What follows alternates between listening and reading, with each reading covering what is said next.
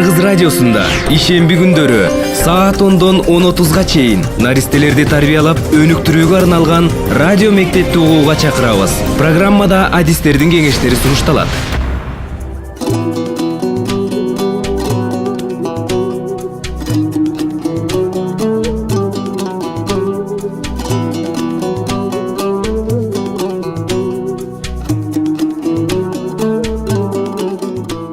Урматтуу радио угуучулар, кутман күнүңүздөр менен. Ата-энелер үчүн радио мектеп уктуруусу кайрадан эфирде. Бул уктуруу Роза Утунбаеванын демилгеси эл аралык фонду жана Кыргыз радиосу тарабынан биргеликте даярдалып эфирге чыгып жатат.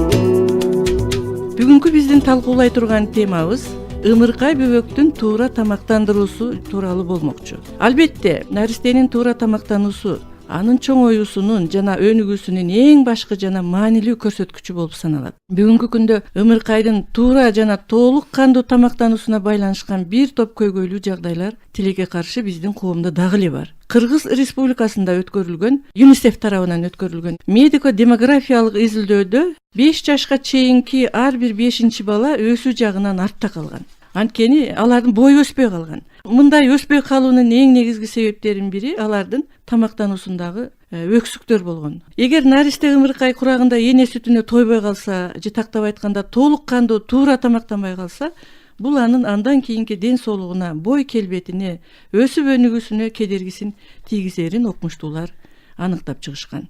Биз бүгүнкү уктурууда ушул проблеманын тегерегинде адистердин кеңештерин сиздерге сунуштамакчыбыз. Биздин студиянын коноктору Эркебаева Асылкан Келдибековна, Бишкек шаарындагы номер 3 үй бүлөлүк дарыгерлер борборунун балдар врачы, Толубаева Гүлмира Жолчуевна, Бишкек шаарындагы номер 8 үй бүлөлүк дарыгерлер борборунун гинекологу, Жусупова Батина Сатаровна, Бишкек шаарындагы номер 1 үй бүлөлүк дарыгерлер борборунун балдар врачы. Айдабай аштык чыкпайт, үйрөнбөй билим жукпайт. Кыргыз радиосу өнөргүс мурастар казынасы. FM 106.9. Арбаңыздар, биздин студияга кош келипсиздер. Алгачкы суроону Батина Сатаровна сизге узатам. Айтыңызчы, наристенин өнүгүүсүндө биз бүгүн ымыркай курактан 6 айга чейинки наристелердин тамактануусу жөнүндө сөз кылабыз. Мына ушул тамактануунун алардын өнүгүүсүнө кандай таасири бар? Ушу жөнүндө жалпы жонунан айта кетсеңиз. Саламатсыздар. Мен азыркы айта кетчүм, балдардын туура тамактануусу. Балдар туура тамактанганда бул балдардын өсүүсүнө, балдардын аң сезимине туура жол берет. 6 айга толо элек наристе эмчек эмгиси келген сайын күнү түнү эмизишибиз керек. Бала суткасына 8 жолудан кем эмес эмчек эмүүсү керек. Наристе курсак ачканда кыймылдап, чукуранып, бармагын соруп, же ыйлап, эмчек эмгиси келип жатканын билдирет.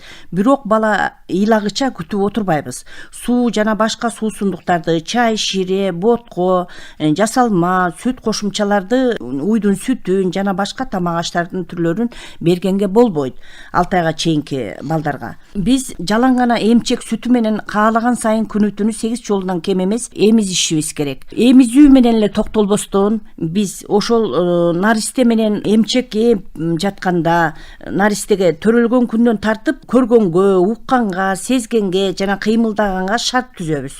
Болушунча ачык түстөгү, чоң көлөмдөгү буюмдарды, оюнчуктарды көрсөткөнгө аракет кылабыз. Бала буюмдарды кызыгып карап көрүшү керек. Жана бала төрөлгөн күндөн тартып жүзүнө, көзүнө карап жылмаюуну унутпашыбыз керек. Эмизүү учурунда аны менен баарлашып, маягибиз таргандай үндөр, эркелетүү жана ишарат менен коштообуз керек. Баланын көңүлү канчалык ачык болсо, эмчек эмүүсү дагы жакшырат. Наристенин эмчек сүтү менен багууну ар дайым улантабыз. Суткасына 6 жолдан кем эмес күнү түнү жана да айтып кеткендей эмизебиз.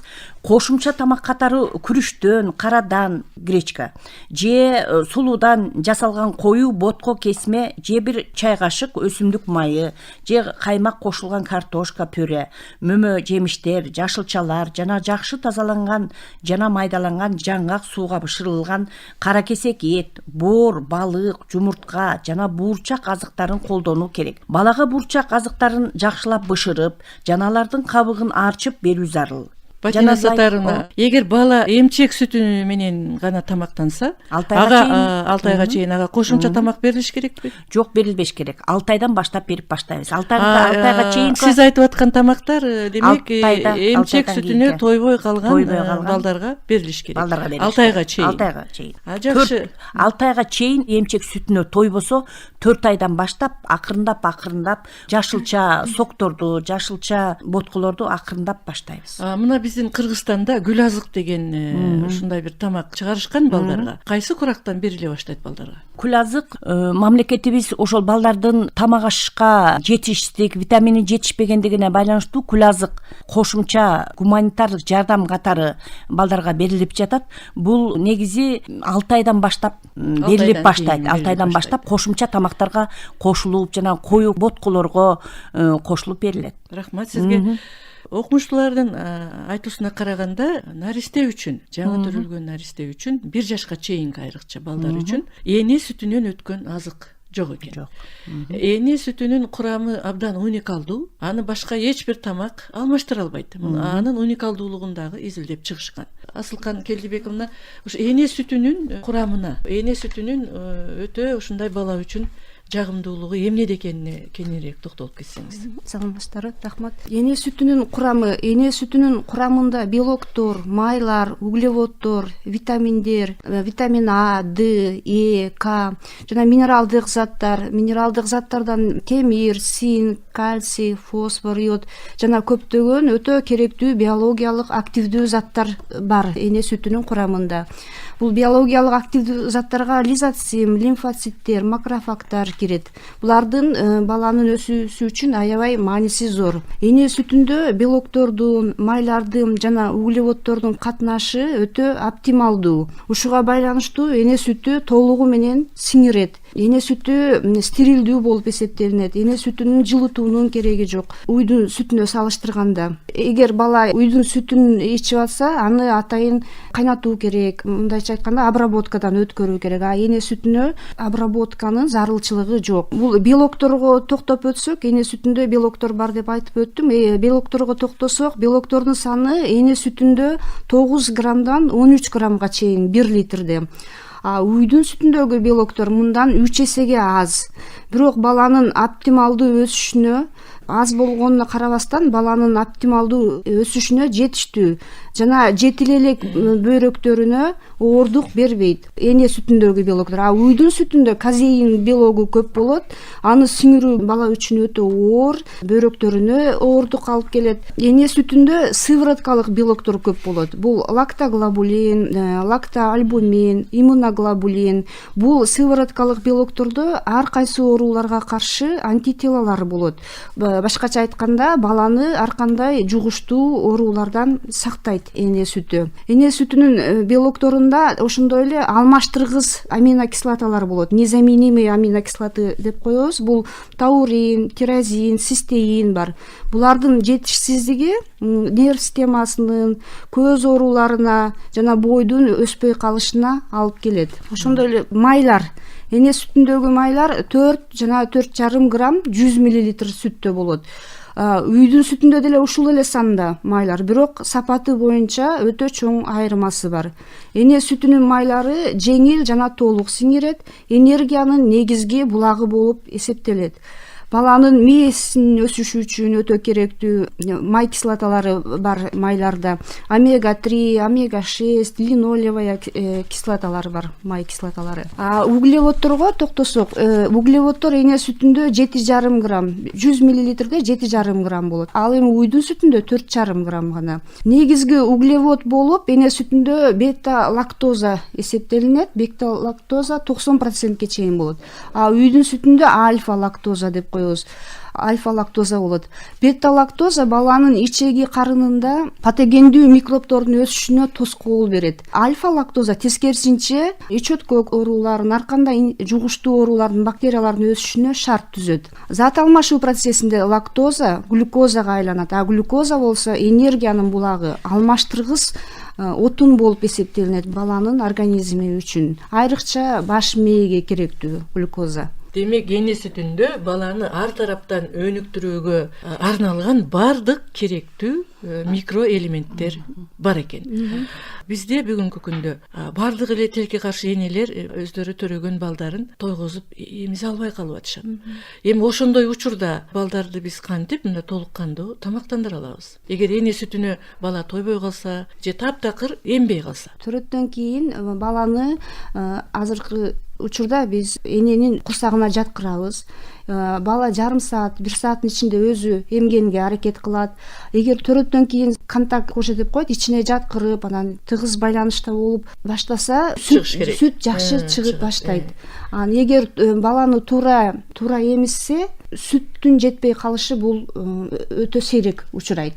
Эмизгенде вот положениясы болот, баланы кармаш керек, үрпүн туура салса, туура салып, атайын белгилери болот. Ошол туура эмизип, туура эрежелерин сактаса, сүт жетиштүү чыгат. Ар бир эле энеде сүт жетиштүү чыгышы. Сүт жетиштүү болот. Бул сүтүм жетпей атат, сүтүм суюк болуп атат деген бул туура эмес түшүнүктөр. Рахмат, Гүлмира Жолчуевна. Бала эмизүү жаңы төрөгөн эне үчүн дагы абдан ден соолугуна пайда деп окумуштуулар айтышат. Анткени бала менен эненин эмизгенде эмоционалдык жакындыгы болот. Ошол эле учурда эне мен бала эмизип атам деп арак ичпейт, тамеки тартпайт, куурулган тамак жебейт, өзү дагы ушундай бир жакшы жашоо образга өтүп жашайт энечи. Анан ошол эле учурда эненин жатынынын жыйрылып калыбына келишине дагы бала эмизген таасир этет. Энени көп оорулардан сактайт деген окумуштуулардын пикирлери бар. Ушулар тууралуу кененирээк айтып берсеңиз. Саламатсыздарбы? Ооба, Топчугүл жолдошуна сиз топтура айттыңыз. Бул айткандарыңыз баары туура. Эмчек эмизүү процесси эненин организмине позитивдүү, пайдалуу болуп эсептелет. Эмчек эмизүү процесси бул өтө кылдаттык физиологиялык процесс болуп эсептелет. Эмчек эмизүү мезгилинде бала эмчекти соргон мезгилде, үрпүнү соргон мезгилде эненин организминде окситоцин деген гормон бөлүнүп чыгат. Ал гормон жатындын жыйрылышына төрөттөн кийин аялдын кайра калыбына келип, кайра өзүнүн мурдагы калыбына келип, жакшы жашоосуна, келечегине чоң таасирди жардам берет. Окситоцин деген гормон канчалык баланы көп эмизип, үрпүнү туура салып, баланын оозуна эмизсе, окситоцин көп бөлүнүп чыгып, аял төрөттөн кийинки ден соолугуна зыяндуу болгон көп оорулардан өзүн сактай калат. Эмизүү эненин өзүнө да пайдалуу. Анткени эмизүү эненин денесинде химиялык заттардын алмашуусунун тез болушуна жардам берет. Организмдин жашарышына алып келет. Андай энелер адатта мээримдүү келишип, балага сүймөнчүлүк болушат. Бир күндө 5-6 жолу эмизүү мээримдүүлүк машыгуусу болот. Жана андай энелердин да кайгы кубанычын өз аркылуу өткөрүп калат. Эне баласын аябай берилип, төгүлүп, мээримин төгүп, сүйүп, бетинен жыттап, бала эмген сайын эненин жытын билип калат. Анан эне баланы караганда анын эмчегиндеги ареолада биологиялык активдүү заттар пайда болот. Бул лизоцим, иммуноглобулиндер жана башка пайдалуу ферменттер бөлүнүп чыгат. Ошон үчүн эмизген мезгилде эмчекти бат-бат самындап жууштун кажети жок да. Эмизип бүтүп туруп, андан кийин гана жууш керек. Себеп дегенде баланы караганда ошол пайдалуу заттар, эненин мээрими төгүлүп, баласын сүйүп, бөлүнүп чыккан заттар баарын кетирип салат. Жууганда. Эгерде бала сүйүп, жакшы көрүп, мээримин төгүп, ошо эмчегинин үрпүнү баланын оозуна салганда, анын организминде позитивдүү гормондордон башка дагы иммуноглобулиндер, ферменттер бөлүнүп чыгып, сүт аркылуу балага барып, баланын иммунитетини көтөрөт. Анан баланын 6 айга чейин бүт ашказан ооруларынан, чучук ооруларынан баарын сактайт. Бала оорубай жакшы чоңоет. Атайын изилдеген окумуштуулардын пикирине таянсак, эмчекти тое эмип эне сүтүн чоңойгон бала кийин ар кандай аллергиялык оорулардан дагы алыс болот. Албетте. Чоңойгондо дагы Албетте, эң туура айтып атасыз. инфекциялык оорулардан алыс болот. Эмизип аткан мезгилде бала эмчек сүтүн алып өзүнүн иммунитетин көтөрөт, көп оорулардан арылат, анан аллергиялык оорулардан да алыс болот. Анан эми мына эгер эне баланы эмчеги менен курсагын тойгузса, ал бир чети аябай ыңгайлуу да. А эгер эмизбеген эне ал дүкөндөргө барып жанагындай тамактарды атайын сместерди, азыктарды, балдар үчүн жасалган азыктарды сатып келиш керек, аны даярдаш керек. Бала кайсы маалда түн ичинде эмгиси келсе, түн ичинде туруп аны даярдаш керек. Эң туура айтып атасыз. Бул жакта анын акчасы да кетет, уйкусу да бузулат. Мунун баары убаракерчиликти алып келип атпайбы? Туптуура айтып атасыз. Эмчек сүтү бул бекер. Анан ыңгайлуу болот. Ыңгайлуу. Эненин гана курсагын тойгузуп коюу зарыл, жакшылап карап, ага төрөттөн кийинки жакшы мамилени туура үй бүлөсүндө жана доктурлар аркылуу жакшы мамиле жасаса, эне убагында уктап, эс алып, тамактанса, эне сүтү көп болот. Анан бул бекер. Дүкөндөргө, магазиндерге барып, базарларга барып, детское питание деп коет, аларды издештин кажети жок. Бекер, таза, стерилдүү, каалаган убакта алат. Түндө да уктап атканда эмизип аял өзүнүн ден соолугун чыңайт. Мындайча айтканда, жана лактациялык аменорея деп коет. Эмизип аткан мезгилде тукумчалар эс алат. Ошо 6 айга чейин биз аялдарга айтабыз.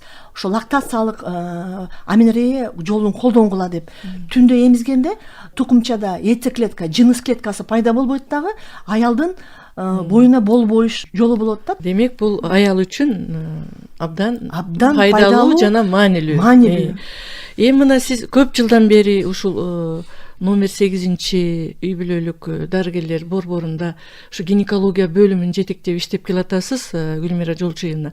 Сиздин практикада, сиздин тажрыйбада энелер балдарын баары эле эмизеби же баягы өздөрү атайын эмизбей койгон энелер барбы? Мисалы, мына бизде рынок заманына өтөбүз деген абдан кыйынчылык учур болбоду Кыргызстандын коомчулугунда. Ошол маалда биздин көп жаш энелерибиз жаңы төрөлгөн балдарын эмизбей таштап, мигрант болуп кетип калышты, иштеймин деп үйдөн чыгып кетип калышты.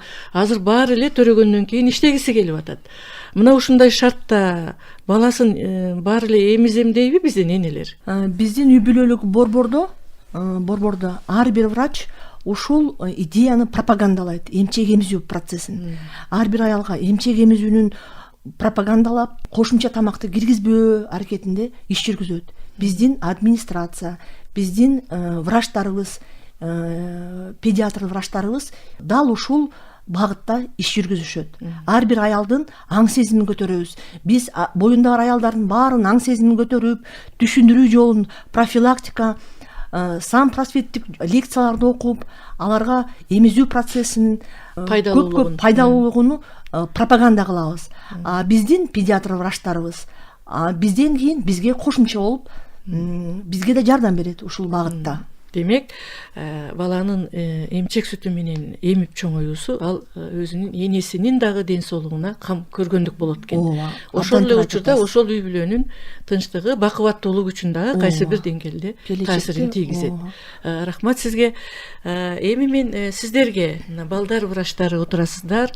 Сиздер деле көп жылдардан бери ошол үй бүлөлүк дарыгерлер борборунда иштейсиздер. Мына ушу балдарды сиздерге эми алып келип турушат да, энелер дайым көрсөтүп турушат да. Ушу эмчек эмген бала менен эмбеген баланын айырмасы эмнеде болот булардын? Салмагы дейсиздерби, ден соолугу дейсиздерби, өнүгүүсү дейсиздерби? Ушул жөнүндө токтолуп кетсеңиздер. Эмчек эмген бала менен эмбеген баланын биринчиден ден соолугу айырмаланат. Эмчек эмген баланын ден соолугу албетте чың болот. Психологиялык жактан да артыкчылыгы болот, интеллектуалдык өнүгүүсү жогору болот. Эгерде балдар төрөттөн кийин өз энелери менен болуп эмчек эмишсе, алар азыраак ыйлап жана тез өсүшөт. Ошондой эле 1 жашка чейинки балдарда фоновые заболевания деп коебуз, ит оорусу, аз кандуулук, диатез деп коебуз. Бул оорулар эмчек сүтүн эмген балдарда аз кездешет. Даже жок десек болот. аралашма сүт менен өскөн балдарда кандайдыр бир себептер менен бул оорулар аябай көп кездешет. Такыр эмбеген балдарда андан да көп болсо керек. Көп кездешет. Эмчек эмбеген балдар ар кандай жугуштуу ич өткөк оорулар менен бат оорушат. Стоматит деп коебуз, оозунун кыргызча оозул деп коебуз, оюлуп кетиши менен көп кездешет ушул оорулар. Анан аллергиялык оорулар көп кездешет. Тамак сиңирүү органдарынын чоңураак жаштагы балдарда тамак сиңирүү органдарынын жабыркаган учурлары көп болот. Бөйрөктөрү сезгенген балдар көп болот. Эне сүтүн эмбеген балдарда оорулар көп кездешет. Витаминдердин жетишсиздиги, психологиялык жана интеллектуалдык жактан аралашма сүт менен өскөн балдар артта калышат. Акыл эс жагынан дагы. Эс жагынан дагы. Демек биз Кыргызстандын келечегине мыкты келечек муунду алып келебиз десек, тарбиялайбыз десек, биздин энелердин сүтү көп болуш керек экен. Энелерибиз балдарын толук эмизип чоңойтушу керек экен. Айтып кетет элем, бул толук эмчек эмген балдардан эмбеген балдардын айырмасы, бул эмчек эмген бала толук витаминдерди алат дагы, бул айткандай баланын аң сезими жогору болот. Өзүнүн мына бул баланын веси кошулат, бала көп оорубайт. Мисалы эмчек эмбеген балдар азыр айтып кеткендей өзү өтө эле вести аз кошот, же болбосо ар кандай инфекциялык жанагы айтып кеткенде ооруларга жакын болот. Демек эмчек эмбеген балдар же эне сүтүнө мындай жакшы тойбогон балдар, алардын ден соолугу жагынан бир топ өксүп калышат. Эми бул жерде дагы бир абдан чоң маселе бар да.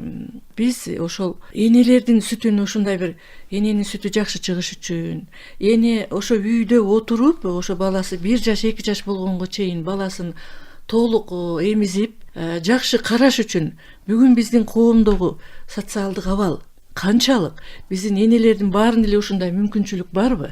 Мүмкүнчүлүк азыр көпчүлүк эле энелер төрөгөндөн кийин, мына мен участокто иштеп жүрөм, төрөгөндөн кийин 1 айдан 2 айдан кийин эле жумушка чыгып кеткендер болуп атат. Кээ бирлери базарга чыгышат, кээ бирлери өздөрүнүн мамлекеттик жумуштарга, жеке менчик жумуштарга чыгып кетишет. Бул убакта бала толук эненин мээримин албай калып атат. Эмбей да калып атышат. Бул деген баланын келечегине өтө чоң зыян келтирет. Ошондуктан ушул төрөгөн энелерибизди балдары 2 жашка 3 жашка чейин чыкканча мамлекет жакшы кам көрсө деп ойлойбуз. Үйдөгү туугандары, жолдошу жакшы жардам берсе аябай жакшы болот эле. Демек биздин бүгүнкү мына биз сиздер азыр айттыңыздар, адистердин биз пикирин азыр уктук. Урматтуу радио угуучулар, эне 1 жаш 1,5 жашка чейин үйдө отуруп, баласы менен ар дайым анын жанында болуп, баласы каалаган учурда эмчегин эмизип турса, бул эне үчүн дагы, бала үчүн дагы абдан чоң ден соолук жагынан дагы, жалпы өнүгүү жагынан дагы пайда алып келет экен. Бирок биздин бүгүнкү чындык, көптөгөн биздин энелер, айрыкча жаш энелер балдарын ошо толук кандуу эмизе албай жатат. Алардын ошо социалдык абалына, турмуш тиричилигинин айынан биздин энелерибиздин көбү балдарын эртели эмчектен чыгарып коюп жатышат. Эми ушундай чакта мен ушу дарыгерлердин пикирин, сунуштарын уккум келет. Ушу проблеманы кантип чечсек болот? Бул жерден топчугул жолдошумна туура айтып атасыз.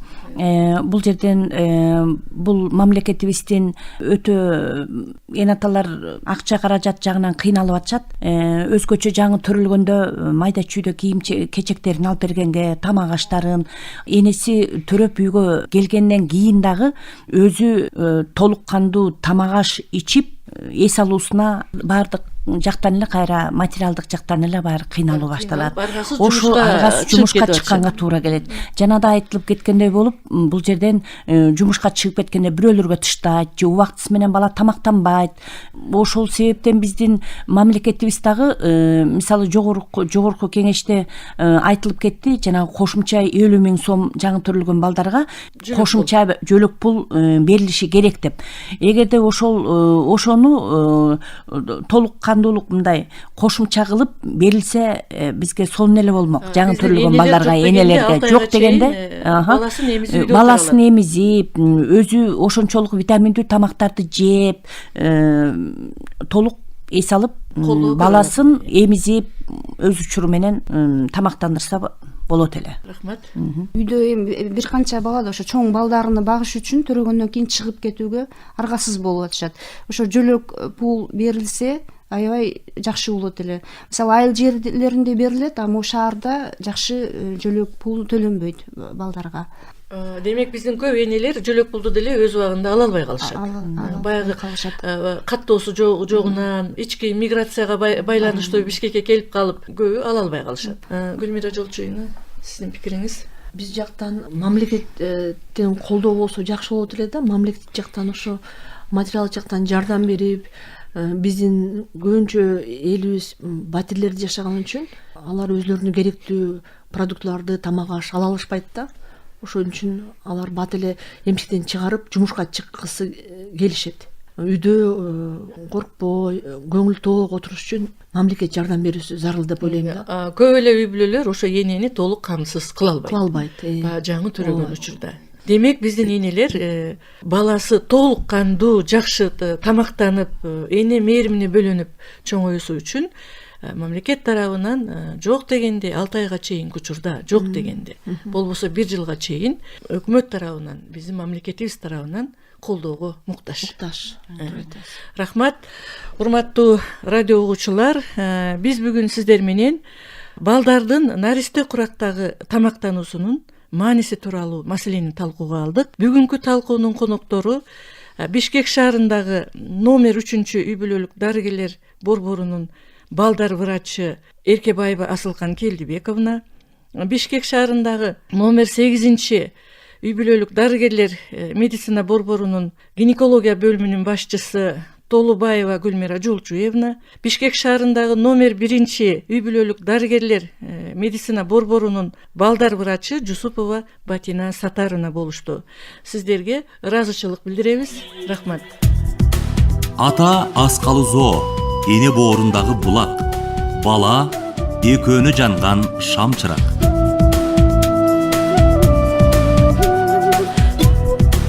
Урматтуу радио угуучулар, ушун менен биз бүгүнкү уктуруубузду аяктайбыз. Бүгүнкү уктурууну алып барган мен Топчугүл Шайдулаева болдум. Уктуруунун редактору Жылдыз Мырзабекова, үн режиссеру Жыргал Аманова болушту. Эфирден кайрадан көрүшкөнчө саламатта бололу.